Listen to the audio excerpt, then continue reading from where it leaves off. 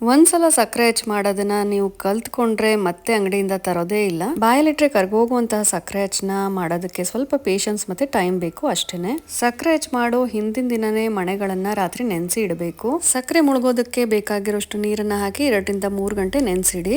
2 ರಿಂದ 3 ಗಂಟೆ ಆದ್ಮೇಲೆ ಸಕ್ಕರೆನ ಗ್ಯಾಸ್ ಸ್ಟವ್ ಮೇಲಿಟ್ಟು ಕರಗಿಸ್ಕೊಂಡು ಸ್ವಲ್ಪ ಮೊಸರು, ನಿಂಬೆಹಣ್ಣಿನ ರಸ, ಹಾಲನ್ನ ಹಾಕಿ ಗಲೀಜೆಲ್ಲ ಮೇಲ್ಗಡೆ ಬಂದ್ಮೇಲೆ ಸೋಸ್ಕೋಬೇಕು. ಈ ತರ 2 ರಿಂದ 3 ಸಲ ಮಾಡಬೇಕು. ನೆನ್ಸಿಟ್ಟಿರೋ ಮಣೆನ ಚೆನ್ನಾಗಿ ಬಟ್ಟೆಯಿಂದ ಒರೆಸ್ಕೊಂಡು ರಬ್ಬರ್ ಬ್ಯಾಂಡ್ ಹಾಕಿ ಟೈಟ್ ಆಗಿ ಇಟ್ಕೋಬೇಕು.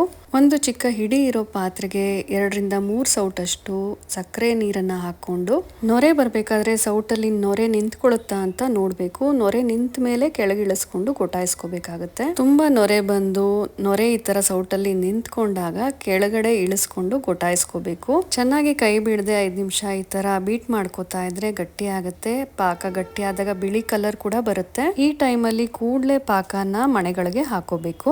ಮತ್ತೆ ಅದೇ ಪಾತ್ರೆಗೆ 3 ರಿಂದ 4 ಸೌಟ್ ಸಕ್ಕರೆ ನೀರನ್ನ ಹಾಕೊಂಡು ರಿಪೀಟ್ ಮಾಡಿ.